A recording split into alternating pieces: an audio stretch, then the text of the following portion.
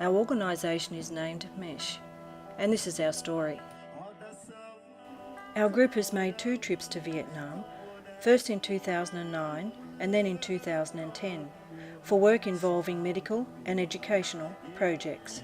We visit a small city called DaLat in the Lam Dong province, located in the Central Highlands north of Ho Chi Minh City. From these trips, MESH has been formed. This stands for Medical, Educational, Sustainable, Community, Help. The most important of these being sustainable. The other equally important concept is in the title MESH, the idea being to join with existing practices and customs as seamlessly as possible, so that the people can learn in their own way the new information, methods and training that are introduced. By interacting this way, we also learn from them. We try to leave systems and information in place so that they are able to continue these practices after we leave. This is the educational side of our last visit. The educational team consisted of Stephanie, Jill, myself, and of course our wonderful translators, without whom we could not work.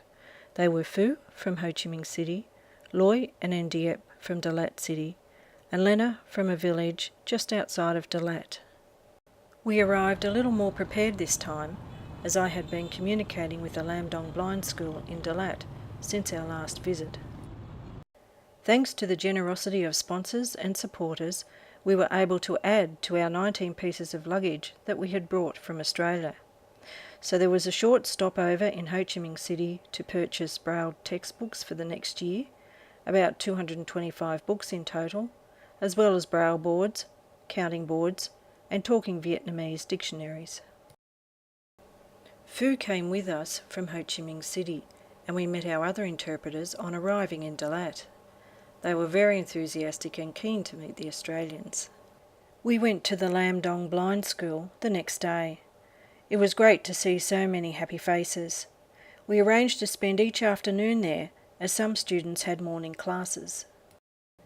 Because we had several interpreters, we were able to have 3 groups.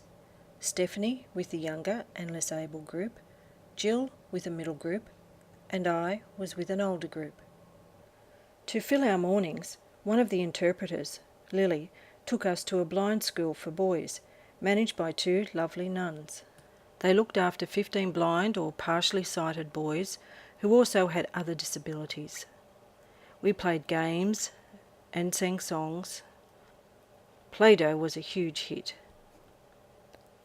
This gave the nuns much needed relief time, which they rarely get, if at all.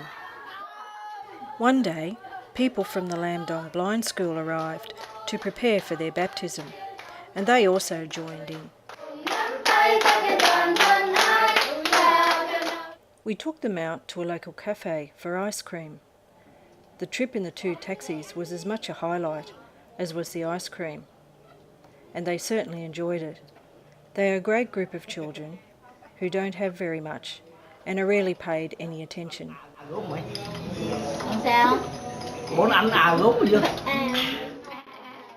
At the end of the day, everyone left feeling very happy. We also visited an orphanage school for about 50 children with no disabilities. Some of the children were orphans, and as seems to be the case with all the schools we visited, the other children were mainly from poor minority groups whose families cannot afford transport costs to a school. So the nuns take them in during terms, providing uniforms, food and beds, though not very comfortable, so they can get an education. This school is housed in old buildings in need of repair, which we may be able to see to in a future visit.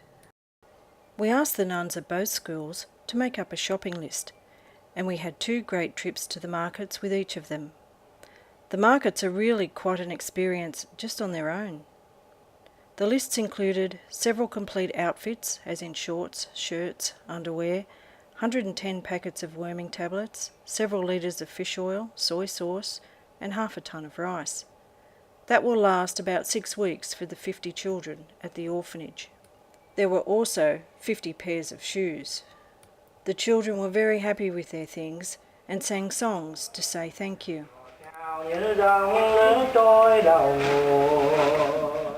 These nuns were inspiring with their quiet dignity and grace, together with a strong commitment to their children.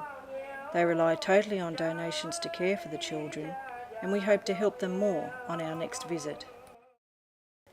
We were back to the Lam Dong Blind School in the afternoons, and news of our visit spread, so our groups grew a little as the days went by. The conditions at the school are quite poor. The government is building them a new residential school, which looks quite impressive. However, we were not really convinced of its suitability to house about 50 blind or partially sighted people, with its design of 3 levels and steep stairwells. They may set up a massage business. This is an occupation open to the blind in Vietnam and throughout Indochina.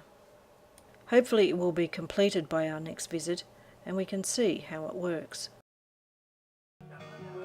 The Lam Dong Blind School in DaLat has a reputation for providing training in massage and music to provide employment opportunities for the blind. Handing out the donations is a bit like Christmas or a birthday. History of Harry Potter. That's Harry Potter. Very beautiful. Yeah. These guitars, kindly donated by a music shop in Australia, were greatly appreciated. Happy birthday. We tried to make things fun and interesting. This is a book. Saying again. My song. I am Snake. good. He's got a good Australian accent. Stephanie's game of Skittles was very popular. 2, 3, 4. And then there was, of course, the all-time favourite. Simon Says. Simon Says.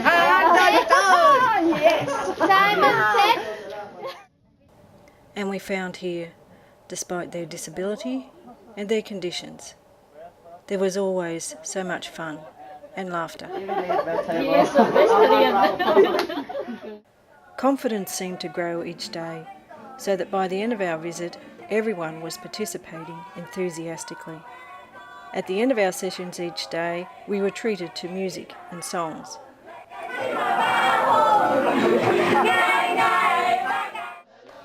For those at the Lam Dong Blind School, it is clear they want to learn English. They remembered some of the songs and phrases from our last visit. They also taped our sessions and went over them each day after we left.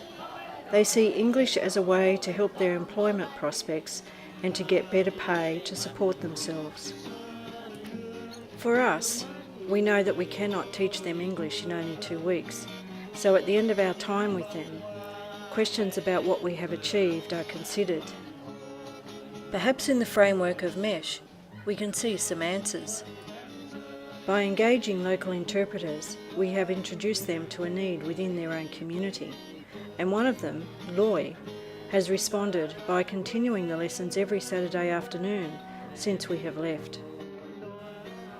Being with us gave the interpreters an opportunity to improve their own English-speaking skills. We only hope we helped them as much as they helped us. They were fantastic.